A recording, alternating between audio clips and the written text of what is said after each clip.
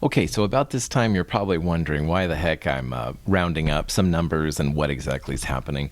So, we need to talk in this part now about how measurements can be uncertain and also what it means to have accuracy and precision when it comes to a measurement.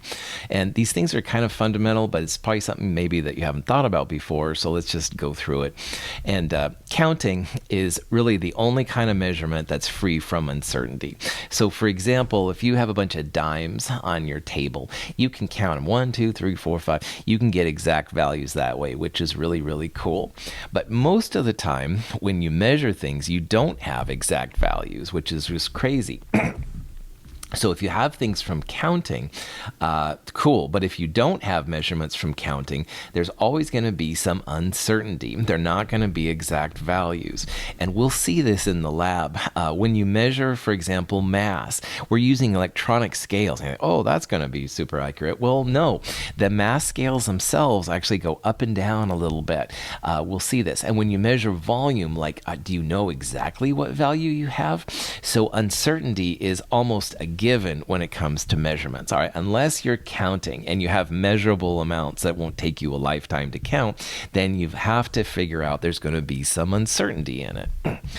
And the question of uncertainty then leads to precision. All right, will the results that you make more than one time, will they give you the same number? So for example, if you have like a bunch of dimes you're counting, will your friend, if they count the same thing, will they get the same number? And will your friend's friend get the same number?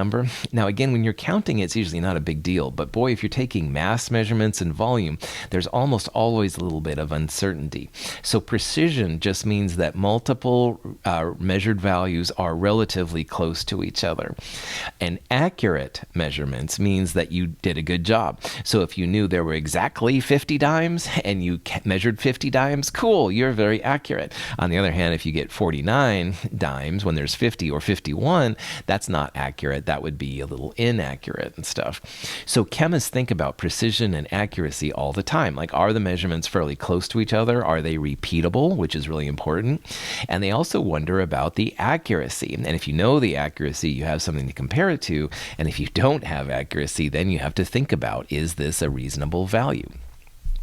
So significant figures, which are abbreviated as sig figs a lot, is just a great way to figure out how accurate a value can be reported. All right. And in this value, probably you're going to have one uncertain value and the other ones will be good values. All right. So if you make a measurement, say 3.14 meters, all right, usually what happens is the first digits are considered accurate. All right. They're excellent measurements. But the last one would be uncertain. So in 3.14, the 3 and the 0.1, those are good. All right. I think everybody would measure those.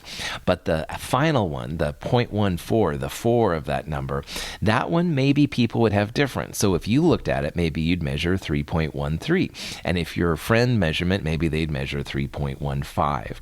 So in chemistry, sig figs means that you've got a lot of confidence in the first numbers, but maybe that last one, there's a little uncertainty. So here's an example showing accuracy and precision a little bit. So this is an example of a dartboard, and let's say that you're throwing the darts, all right? And we'll consider that the blue dot in the middle would represent an accurate throw, all right? So the first time you throw, you're out there and stuff, and boy, you're a dart master and you throw it right there. Sweet, all 3 darts right in the middle. So first of all, this would be considered very accurate. You want to be in the blue dot, and all of them are, which is really cool.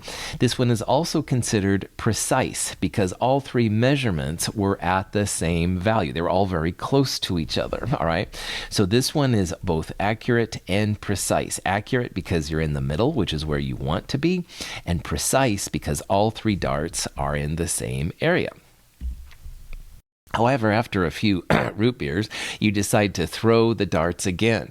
And this time you're a little sugared out, so you throw them, but oh man, not even close to the blue dot. All right. However, you had enough control that all 3 of the darts were relatively close to each other. So this would be considered not a very accurate throw because you're not even somewhat close to the blue dot, but you still had enough control that you had a high precision. And this happens a lot in lab. Like you'll make 3 measurements and they're all really close to each other and you're feeling really good. Like, yeah, I did a good job. So your precision was definitely good. However, you may or may not be accurate. Like maybe there was a fundamental flaw in your experiment that prevented you from getting the blue target in the middle. So if you have measurements which are close to each other, they're at least precise, which is cool, but they may or may not be accurate. Finally, after you have a few more root beers and you're all sugared out, you decide to throw them again, but this time you're so jittery that you can't throw anything to, like hardly, you're amazing you're even on the dartboard, let's put it that way. Now, these 3 darts are not close to each other, so this is poor precision, all right? This is not a very good job. You were unable to get repeatable results, and you're also a long ways from the dot in the middle, so you're not very accurate. So these are the things that scientists think about and worry about sometimes too. You'd ideally like to have them at least be precise. You want them to be close to each other. That shows that you're paying attention, you're doing a good job, all that stuff. However, you'd also like them to be accurate. You want them to be where they're supposed to be in the middle and not, for example, in the upper right-hand corner or something like that. And you definitely, above all else, should not stand next to the dartboard when you're having lots of drinks, because you never know what people will do. That's just stupid to show. But anyway, scientists ideally wish for both high accuracy and high precision. And most of the time, it's not, you can do high precision if you're paying attention, unless the experiment is weird. And you ideally want high accuracy, but you always have to be worried about this and stuff, because if you don't know what an accurate value is, that could be trouble. So we'll talk about this as we go through the course. But just think about now this difference between accuracy and precision. And again, good scientists want both, and you can hopefully at least get good precision. Here's an example of some actual values now, all right? We're measuring the milliliters of cough medicine, and we're delivering them in a 296 milliliter dispenser, all right? And you can see here that the first person to do it got the first first column of values, the second one got the second value, and the third one got the third one. So in the first one, you can see that all of those measurements in the first column there were about 283, 284 milliliters. 283.3, 284.1, 283.9, etc. So all of those measurements are pretty close to each other. That would say that they're very precise. But this person maybe didn't fill it up to 296. I don't know what happened, but they aren't very accurate. All right. They got good precision, so they were paying attention, but something in their technique must have prevented them from getting the 296 values. All right. Now, in dispenser number 2, when they went up there, they had 298, 294, 296, etc. So their values were certainly closer to 296. I would consider that to be more accurate, but the numbers are kind of all over the place. Like you have a high of 298 and a low of 293. So that's a pretty big plus or minus. That's not very high precision. The values were kind of far off. Now, the third person, dispenser number 3, to do this, all of their values were very close to 296, all right? 296.1, 296.0, et cetera, et cetera. So those were both accurate and precise. They were both they were all what they should be, about 296, and the values were all very close to each other, so they had high precision. And this is just a factor of science, that what happens when you start measuring things, and you just try and do the best job you can do. Accuracy, when you want to measure it, is usually recorded as percent error, all right? And we'll see some examples of percent error in lab.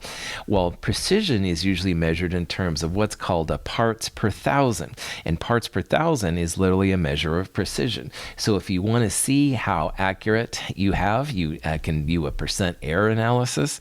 And if you want to see how precise you are, you can do parts per thousand.